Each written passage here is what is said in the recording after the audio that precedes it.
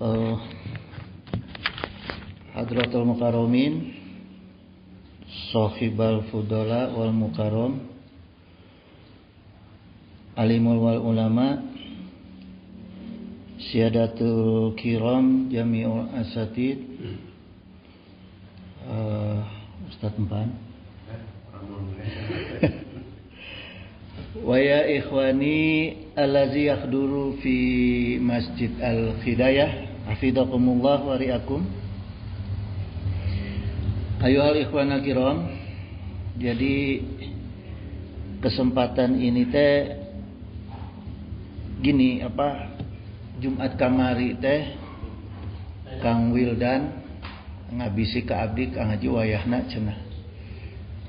Upami teu aya wagelan malam Minggu ayeuna ka Masjid Al-Hidayah cenah ngisi insyaallah sarabdi teh. Ya. Cuma kieu jemaah khususna ka sepuh urang sadayana ka Ustaz Empan ya. Saya teh kadang-kadang berpikir kieu nya. Abdi teh kan tidak seperti yang lainnya, Ustadz, Kiai, apalagi Habib. Janten kadang-kadang rada teu pede gitu, pami dipiwarang isi di masjid. Gitu. Matak ayeuna wengi ayeuna urang cerita we lah judulna lain ngajinya, urang cerita tentang koalisi bohong, sumpah palsu dan khianat. Jadi yang akan saya ceritakan ini mengenai sejarahnya. Sejarahnya adanya sifat bohong, sifat sumpah palsu dan sifat khianat ya. Nah, sebelumnya gini jamaah sekalian. Wa qala Nabi sallallahu alaihi wasallam may yuridillahu bihi khairan yufaqihu fiddin. Jadi Rasulullah SAW itu bersabda, barang siapa yang diinginkan kebaikan pada dirinya oleh Allah ya, maka Allah akan fakihkan. Fakihkan eta teh maknana faham, bukan hafal ya, faham. Akan faham dina masalah agama gitu ya. Ari hafal mah biasana sok jara didai mubalik eta dihafalkeun gitu. Tabedana sareng paham teh, ari paham mah jadi bisa ngamalkeun. Ari hafal belum tentu ya. Wa qala Nabiya sallallahu alaihi wasallam aidan, man salaka tariqan yatlubu fihi ilman, barang siapa yang menempuh jalan menuntut ilmu ya. Tariqa jalan, tariqa jalan-jalan. Salakallahu bihi tariqam min turukil jannah gitu. Maka akan dimudahkan oleh Allah jalannya dia menuju surga gitu. Ya. Ya hadisna sahih ya, sahih Abu Daud ya. Al-Albani dalam sahih Abu Daud. Kemudian kieu jemaah. Kita kupas hadis ini bahwa pemahaman untuk mendapatkan ganjaran salakallahu tariqam min turukil jannah atau Allah akan mudahkan jalan menuju surga itu artinya pertama, amal ibadah kita itu harus dibarengi dengan husnul adab. Ya.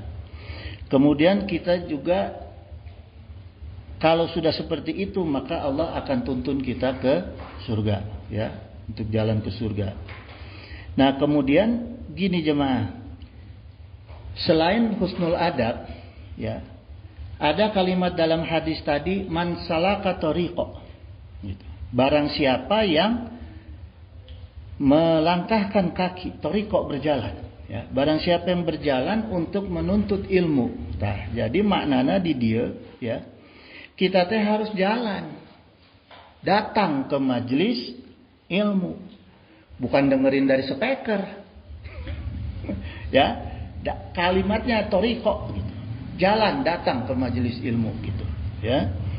Nah, gimana kalau misalnya ngajinya lewat YouTube, lewat rekaman-rekaman, ayeuna mah kan tos seueur lah nya teknologi itu nya sehingga memudahkan kita untuk thalabul ilm gitu. Tah, kieu jemaah sekalian, memang saya pernah diskusikan masalah ini dengan keluarga ya. Jadi kalau jalan kemudahan untuk menuju surga itu, ya, jalan tholabul ilmi, jalan kemudahan itu boleh gitu. Ya, boleh. Ngan di dia kudu ingat kalimatna gitu. Untuk orang menjadi mufti, orang yang menjadi mufti itu orang yang ditunjuk untuk beristihad menentukan halal haram, itu disebutnya mufti. Seperti Imam Syafi'i pernah menjadi mufti di Mesir. Ya, itu yang diminta oleh sultan untuk menentukan hukum haram halal. Nah, itu nggak bisa. Itu harus ilmunya harus benar-benar dari gurunya, sanadnya harus jelas. Ya, matan sanadnya harus jelas sehingga ada yang mempertanggungjawabkan, bukan hanya dirinya tapi juga gurunya. Gitu. Itu untuk menjadi mufti. Ya. Kayak seperti gini, di Indonesia ini tidak ada mufti. Kenapa tidak ada? Karena sudah diwakili oleh MUI. Naminate Majelis Fatwa. Majelis Fatwa ulama, dia adanya di Majelis Ulama Indonesia. Itu ada bagian namanya Majelis Fatwa.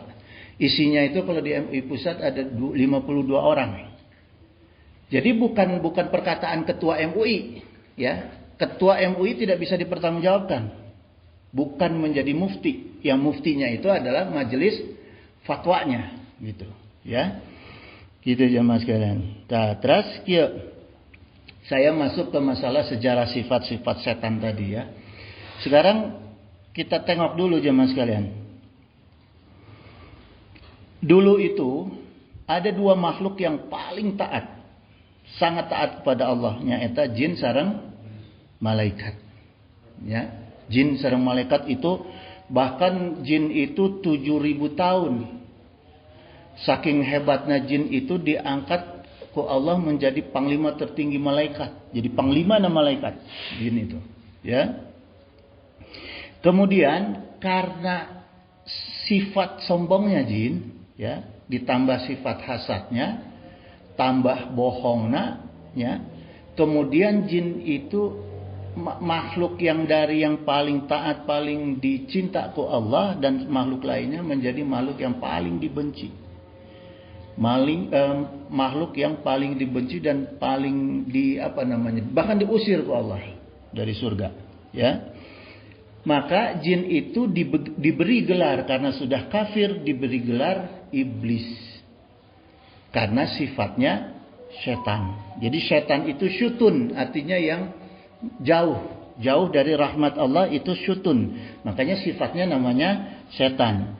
Kalau jin itu gelar. Kalau makhluknya tetap jin, iblis itu gelar, ya, gelar aja dia, gitu, ya. Maka kalau ada manusia yang kuat di sifat setannya, laku lampah setan, sifatnya setan, pekerjaannya setan, maka gelarnya iblis.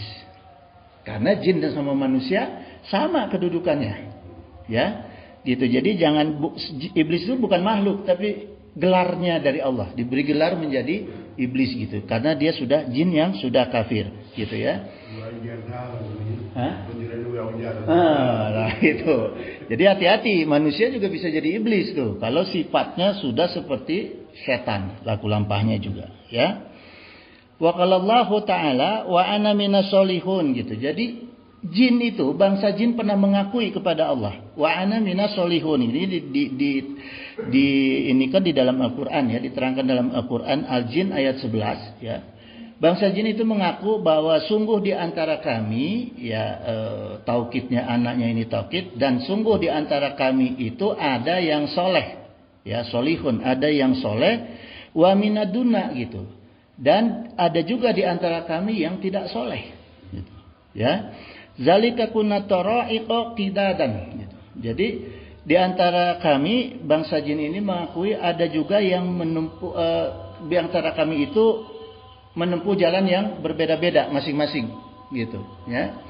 Jadi gitu jemaah sekalian, hati-hati ya, kita juga kedudukan kita manusia dengan jin sama gitu. Tadi saja jin mengakui ada yang soleh, ada yang kafir. Yang kafir diberi gelar iblis gitu ya, karena sifatnya setan. Wa qala Allah taala aidan wa ma khalaqtul jinna wa insa illa liya'budun gitu. Tidaklah aku ciptakan jin dan manusia melainkan untuk beribadah kepada aku ya. Kemudian kieu jamaah sekalian. Di dalam surat Az-Zariyat ini, ya, Az-Zariyat 56, ada huruf-huruf yang harus digarisbawahi sama kita gitu. Ini untuk pemahaman kita ya. Pertama huruf ma-nya ini, ma alif ini manafi. Ya, yang kedua adalah huruf ila itu istisna. Nah, kalau kedua huruf ini ma ila dalam satu kalimat dalam kaidah bahasa Arabnya itu menjadi pembatasan. Gitu, ya. Jadi pembatasan. Jadi dibatasi oleh Allah, diciptakannya jin sama manusia itu terbatas hanya untuk ibadah pada Allah. Nggak ada untuk kepentingan yang lain, ya. Jadi kita harus paham nih bahwa kita diciptakan oleh Allah sebagai manusia dan jin itu khusus hanya untuk ibadah, gitu, ya. Gitu. Jangan ada kepentingan, kepentingan yang lain gitu, ya. Ini kita harus paham di situ. Kemudian jamaah sekalian, surat Az-Zariyat ini membuktikan bahwa ternyata jin itu dengan manusia kedudukannya sama dan bukan berubah jin jadi iblis, bukan, tapi gelarnya menjadi iblis. Artinya karena kedudukan kita sama dengan jin, maka kita juga bisa bergelar menjadi iblis. Ya. Itu yang harus diwaspadai oleh kita. Kemudian jamaah sekalian, gini, dari hasil istimewa ulama, ini saya tukil dari beberapa kitab ya. Ketika Allah menciptakan Nabi Adam alaihissalam, ya, itu kan Nabi Adam alaihissalam itu ditempatkan di surga yang segala fasilitasnya lengkap, segala ayat gitu, kenikmatan semua ada di sana, gitu, ya. Tapi Nabi Adam alaihissalam itu kesepian karena seorang diri di dalam surga, nggak ada teman, ya. Makanya Allah itu diciptakanlah istrinya, ya. Jadi sifat Nabi Adam itu seperti kita adalah sifat manusia, an-nas gitu. Jadi hurufnya itu alif, nun dan shin. Bisa al-insan, bisa an-nas, bisa ins gitu. Dari huruf alif, nun dan shin itu, ya. Jadi artinya ins itu atau anas itu atau insan itu artinya makhluk sosial, makhluk yang tidak bisa hidup sendiri gitu, ya. Di surga ge mau kuat lamun sorangan mah gitu, apalagi di dunia gitu. Ngan 10 orang kuat ah. Kita mah belum tentu kuat gitu ya. Wa qala Allah Ta'ala di Al-Baqarah ini, wa qulna ya Adam gitu. Jadi dipanggil oleh Allah, ya, berkata kami, kata Allah, wahai Adam, askun anta wa zaujukal jannah gitu. Tinggallah engkau dan istrimu di surga ini gitu. Jadi ku Allah itu diciptakan istrinya, wa kulu minha ragadan haitsu si'tuma gitu. Jadi setelah diciptakan istrinya, Allah beri kesempatan pada Nabi Adam dan istrinya boleh makan sepuas-puasnya, sesuka kalian, dibebaskan di surga itu, ya. Wala taqrabah hadhihi sayajarah gitu. Tapi yang dilarang oleh Allah itu jangan deketin di pohon, ya. Jangan dekat-dekat sama pohon ini. Fatakuna minad dalimin, maka kalau kamu dekat-dekat sama pohon itu kamu akan menjadi orang-orang yang zalim, yang aniaya, ya. Jadi sebenarnya ditahannya sama Allah itu larangannya cuma jangan dekat-dekat pohon. Yang lain mah bebas gitu, ya. Kenapa ini dilarang syajaruna ini? Nanti kesempatan lain saya kupas kenapa ada pohon itu dilarang didekati oleh Adam alaihissalam, ya. Nah, kemudian gini jemaah. Ini dalam kalimat ini, ayat ini, ya, Allah menggunakan Quran ini menggunakan askuna anta zaujuka ya, wa zaujuka. Nah, zaujuka ini gini, kalau dalam kaidah bahasa Arabnya kita buka aja ya, bahwa wanita itu dalam Quran ada yang disebut mar'ah, ya. Nah, kenapa disebut mar'ah? Karena diambil dari kata al-mar'u. Al-mar'u itu artinya manusia gitu. Jadi perempuan itu asalnya manusia, bentuknya manusia. Jadi perempuan mar'ah itu sama dengan kita laki-laki, rijal manusia gitu, ya. Sedangkan istrinya Kanjeng Nabi Adam disebutnya Hawa. Hawa itu asalnya dari hayu gitu, ya. Hayun misalnya. Hayun itu artinya orang yang hidup. Jadi perempuan pertama yang diciptakan ke Allah itu diambil dari orang yang hidup, bagian rusuknya Kanjeng Nabi Adam. Ya. Makanya kalau yang lainnya disebut mar'ah, tidak Hawa, karena ya sudah dibentuknya diciptakannya menjadi manusia gitu, ya. Berbarengan dengan manusia. Khusus untuk istrinya Kanjeng Nabi Adam dijelaskan bahwa ini diambilnya dari sari manusia gitu, ya. Gitu jemaah sekalian. Nah, terus gini jemaah. Setelah kita mutolaah, ya, kita telaah, sebenarnya gini, ternyata Allah ini hasil telaahan saya aja ya. Ternyata kalau salah mau dikoreksi. Jadi ternyata gini, ketika Allah menciptakan surga, neraka, langit dan bumi, Allah itu sudah menentukan masing-masing penghuninya. Ya. Neraka penghuninya kalangan jin yang kafir. Nah, ini terkait lagi dengan sifat iblis tadi. Sifat iblis itu adalah makhluk yang kafir, termasuk jin yang kafir dan manusia yang kafir, tempatnya di neraka. Nah, ini Allah udah ciptakan nih neraka untuk makhluk yang kafir gitu, ya. Baik yang bergelar iblis maupun manusia iblis gitu. Asalnya jin maupun manusia. Kemudian malaikat itu sudah Allah ciptakan, tentukan untuk menjadi penghuni surga dan penghuni langit gitu. Malaikat. Makanya dijaga ke Allah. Malaikat itu nggak ada kesalahan. Malaikat itu, ya. Karena untuk menjaga kemurnian ini harus dengan makhluk yang murni. Gitu. Nggak bisa makhluk yang ada campuran, nggak bisa sembarangan menetap lama di surga. Gitu, ya. Kemudian manusia itu oleh Allah diciptakan untuk menjadi penghuni bumi. Khusus penghuni bumi. Termasuk juga dengan jin. Karena tadi wa ma khalaqtul jinna wa insa liya'budun, ya. Itu. Nah, cuma gini jemaah sekalian. Ada sifat Allah yang namanya itu sidqa wa adlan. Sidqa wa adlan itu bentuk sungguh kebenaran Allah dan sungguh keadilan Allah. Gitu. Allah itu punya sifat yang maha adil dan maha benar. Itu nggak bisa digugat oleh siapapun.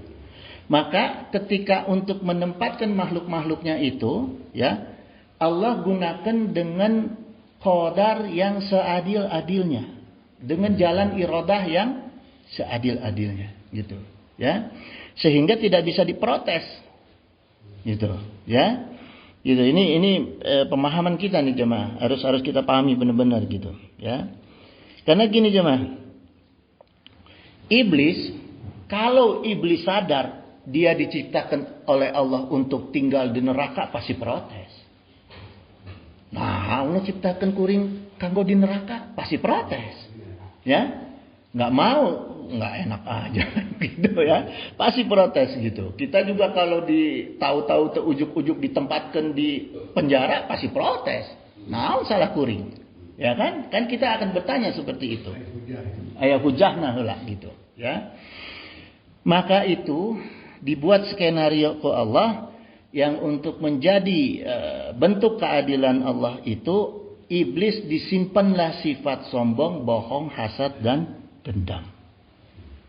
Ini disadari oleh iblis. Makanya dia nggak protes sama Allah, gitu ya. Dan nggak langsung diciptakan, langsung disimpan di neraka. By proses dulu, ada proses dulu sampai terjadi kiamat, gitu ya, sampai terjadi kiamat gitu. Nah, ini yang harus kita perhatikan. Ternyata iblis itu menggoda Adam, ya. Kemudian iblis pernah protes kepada Allah itu karena masalah dia dikutuk. Kenapa dia dikutuk protes? Karena Adam diampuni. Kenapa Adam diampuni? Karena Adam bertobat. Ya.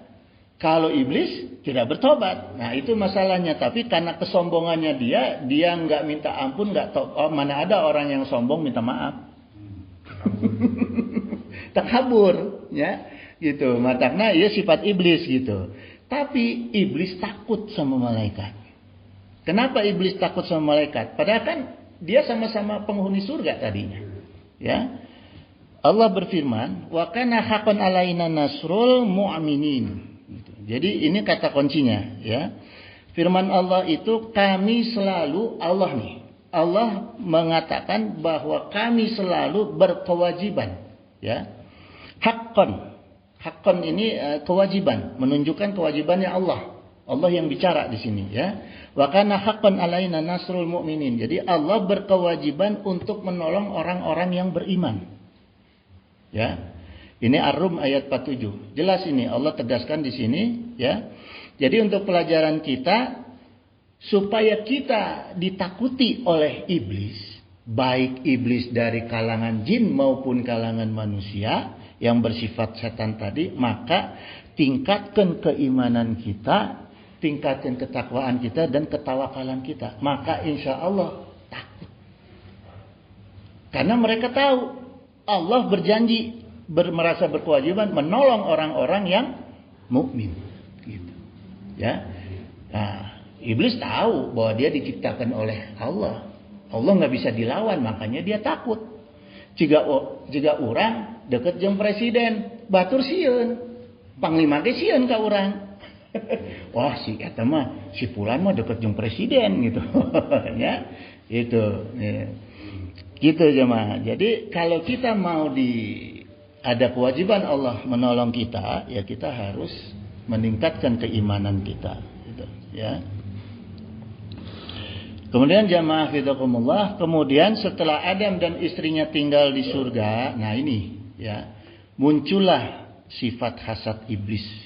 Tambah kuat sifat hasad dan hasutnya iblis ketika Adam ditetapkan ku Allah tinggal di surga bersama istrinya, ya. Akhirnya apa yang dilakukan bentuk hasutnya iblis? Ya, bentuk hasutnya iblis itu adalah melancarkan sifat bohong dan sifat khianat. Ini kuncinya.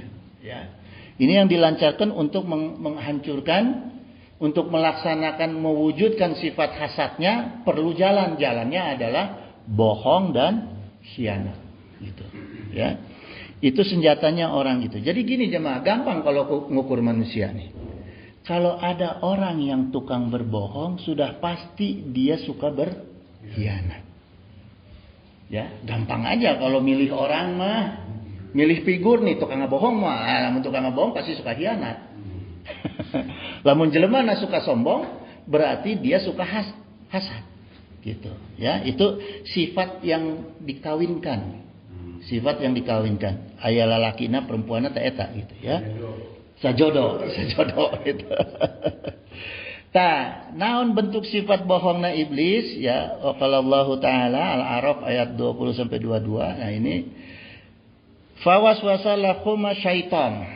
Gitu. Setan membuat was-was dengan membisikkan pikiran jahat kepada kedua orang itu, kepada Nabi Adam alaihissalam dan istrinya. Gitu, ya. Liub dia lahuma ma'uriya anhuma gitu.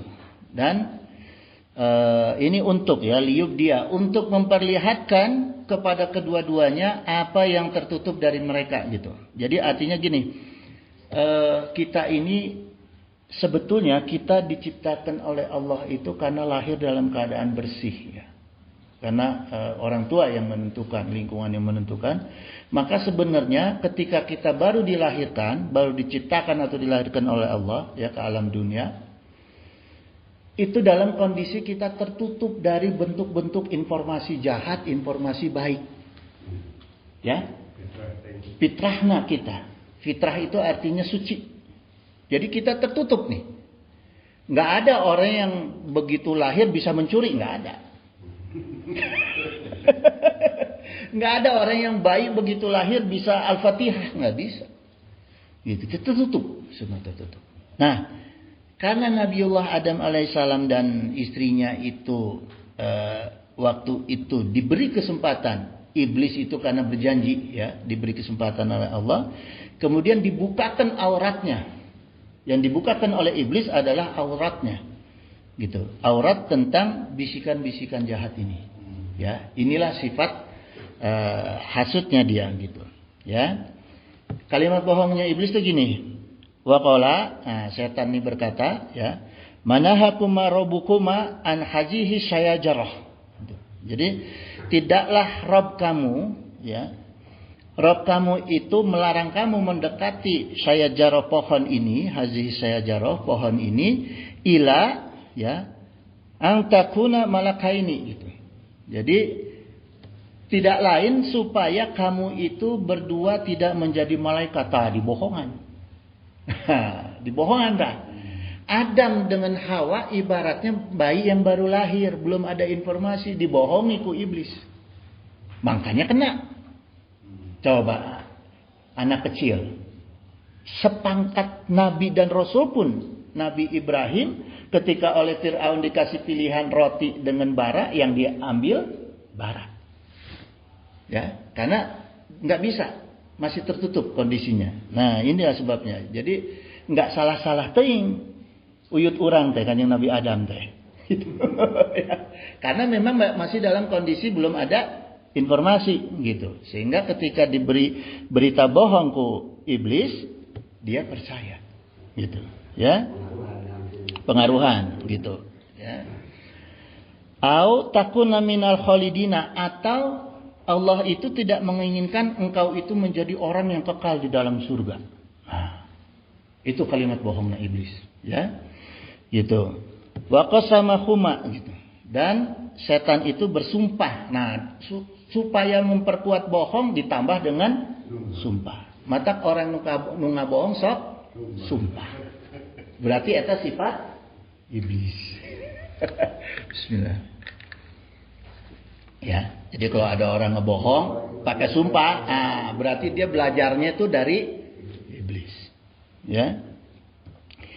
Inilah kuma laminan nasohin. Gitu. Sungguh saya adalah orang yang memberi nasihat kepada kamu. Nah, itu dia bohongnya gitu tuh. Dia ngaku sebagai penasehat. Nah, budak leutik teu apa, percaya. Gitu, ya. Makanya gini jemaah sekalian. Ini pelajaran bagi kita nih ya. Kemudian fadalahuma bighururin. Jadi setan itu membujuk keduanya untuk makan buah itu ya dengan tipu daya. Bighururin dengan tipu daya gitu. Jadi gini, sumpah kebohongan, sumpah palsu dan khianatnya iblis ketika itu menjadi sukses karena dia lewat sifat. Jadi iblis itu tidak memunculkan wujud. Tidak menampilkan wujud. Lewat sifat. Sifat bohong, sifat khianat, ya, gitu. Sifat sumpah. Nah, jadi bukan wujudnya. Makanya begini kita lihat sekarang. Orang yang mau berbohong gayanya beda. Orang mau nipu, aya nu make jas, make udeng, make gayana geus gaya macam-macam lah, gitu ya, supaya dipercaya, gitu. Ya, gitu jemaah sekalian. Wa qala Allah taala aidan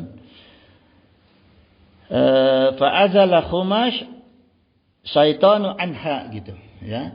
Maka ini kalimatnya digelincirkan oleh setan itu sehingga Nabi Adam alaihissalam dan Siti Hawa itu sifat dan perbuatannya mengikuti setan, gitu, ya, kebawa arus. Jadi apa yang diinginkan setan akhirnya dilakukan nih, gitu, ya, dengan sifatnya ngikut setan, perbuatannya ngikut setan. Jadi kalau kita sifat kita dan perbuatan ngikut setan jadi iblis, gitu, ya, gitu, ya. Fa akhrajahuma mimma kana fih. Maka dikeluarkan keduanya selama-lamanya dalam keadaan yang sudah mimma kana fihi gitu. Maksudnya gini, keadaan yang tadinya nikmat di surga itu dihilangkan oleh Allah, terus kemudian dikeluarkan dari surga gitu ya. Akhraja huma, dua-duanya nih dikeluarkan gitu. Akhraja huma, dikeluarkan dua-duanya ini ya. Wa qul nakhbitu ba'dukum li ba'din aduwwun gitu. Dan kami berfirman, Allah kemudian berfirman ya, turunlah kamu katanya ya, turunlah kalian nih maksudnya. Kalian sebagian kamu akan menjadi musuh dari sebagian kalian. Buktinya sekarang kita ayanu musuhan jeung jin, ayanu berbaikan dengan jin ya. Gitu. Ayanu neangan hobar ti jin gitu kan. Ya, jemaah. Jadi pesan pentingnya dari cerita ini, jemaah sekalian, pertama begini. Inna syaitana lakum aduwwun. Sungguh setan itu adalah musuh kita yang nyata gitu ya. Fatakhizuhu aduwan, maka jadikanlah setan itu sebagai musuh kita gitu ya. Itu pertama tuh yang menjadi pelajaran kita. Yang kedua, hikmahnya yang harus kita ambil, karena ketidaktaatannya kepada Allah, manusia dan jin sama-sama terusir dari surga. Maka kalau kita dan jin tidak taat pada Allah, kita terusir dari dunia, terusir dari surga, asupnya ke neraka. Ya, gitu. Karena udah ada sejarahnya dulu. Buyut kita Nabi Adam alaihissalam terusir dari surga. Kalau kita dua kali terusirnya, dari dunia terusir, dari surga terusir, habis ke neraka. Udah undang-undang Allah itu, sudah ketetapan qada ya, qadanya Allah. Itu hati-hati jemaah itu ya. Kemudian hikmah yang ketiga, bedanya kanjeng Nabi Adam dan Bunda Hawa itu, beliau itu langsung bertobat ketika diturunkan ke bumi. Nah, ini yang harus kita contoh ya. Wa qala Allah Ta'ala fatalaqa Adamu min rabbih kalimatin. Setelah itu kemudian Allah ini, nah ini pelajarannya gini dari kalimat ini ya. Allah itu ternyata bisa membaca hati manusia, karena Allah yang ciptakan. Jadi ketika jin dan Adam dan istrinya diturunkan ke bumi ya, si jin yang jadi iblis itu, iblis mah hatinya jadi hasad, jadi dendam, jadi marah. Kalau Adam alaihissalam dengan Siti Hawa menjadi taubat, menyesal. Atau batu nadmu, jadi taubatnya menyesal gitu ya. Maka Allah berfirman, fataba alaihi, Allah ampuni dosa-dosanya kanjeng Nabi Adam ya. Innahu huwa tawwabur rahim, karena Allah itu maha pengampun dan maha penyayang. Nah kemudian gini, Allah ajari kalimat tobatnya ya. Jadi bukan hanya sekedar diterima tobatnya, tapi ada syarat. Syaratnya apa? Seperti dulu kanjeng Nabi Adam diajari semua nama-nama tentang ketika diadu dengan malaikat ya, nama-nama. Begitu juga sekarang ini kanjeng Nabi Adam diajarkan doanya ku Allah untuk doa tobatnya gitu ya. Karena tobat itu ternyata ini hikmahnya jemaah. Tobat itu tidak cukup dina hati. Tidak cukup menyesal dina hati. Kudu aya perbuatan. Ya, ini yang diajarkan. Maka Allah berfirman, qala ya, Rabbana dzalamna anfusana, udah pada tahulah semua. Ya, ini doanya kanjeng Nabi Adam untuk diajarkan oleh Allah untuk bertobat kepada Allah gitu ya. Nah, ini hikmah dari cerita singkat yang saya telaah kemarin ya. Baru kemarin tuh setelah Jumat Kang Wildan ngomong gitu, saya pikir apa ngisinya. Seadanya aja lah, ini mah cerita lah ya, lain ngaji ya mah. Yang begini hanya buka karena awal perbuatan kurang. Jika ada yang berbuat teh, pergi ke jalan, pergi ke pegawaian, pergi ke kebohongan. Sadayananya. Anda. Ya, artinya begini, kita harus paham bahwa kehidupan itu berputar. Apa yang dialami oleh kakek kita, orang tua kita, insya Allah kita alami. Amin. Ya. Maka ketika kita memahami apa yang dialami oleh orang tua kita seperti kanjeng Nabi Adam alaihissalam, kalau kita pelajari dan kita jadikan pelajaran untuk penuntun langkah kita, insya Allah kita tidak akan mengalami yang bahayanya. Gitu. Ini makanya perlu adanya sejarah. Gitu, ya. Jadi kalau kita juga memahami, oh dulu kakek saya nih begini, orang tua saya begini, ambil yang baiknya. Ya, ambil yang baiknya. Karena gini jemaah sekalian, setiap perkara yang perkara yang baik itu mesti ada yang tidak baiknya, gitu. Ya, karena saya pernah ngaji gini. Ada dalam kitab ini ya, Hikam. Dalam kitab Hikam itu Syekh Ibnu Athaillah, beliau berkata gini, man kanat muhasinuhu musawiyah gitu. Ya. Siapa yang melakukan kebaikan maka dia itu setara fa kaifa la takuna musawiyah. Sebagaimana dia sepadan melaksanakan larangan. Ini yang harus kita paham. Saya sekarang melakukan kebaikan di sini insya Allah. Kalau niatnya ikhlas, ya, saya melakukan kebaikan. Tapi di satu sisi ada kebaikan yang saya tinggalkan. Karena apa? Meninggalkan istri. Itu kebaikan, ya. Meninggalkan anak. Itu kebaikan yang saya tinggalkan untuk mendapatkan kebaikan yang lain. Ya, ini makanya diingatkan nih oleh kitab Al-Hikam ini, ya.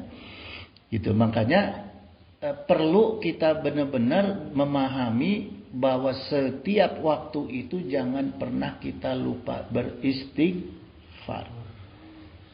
Sekalipun kita sedang melakukan kebaikan. Karena mesti ada kebaikan yang kita tinggalkan. Ya, ini pentingnya kalimat istighfar. Gitu.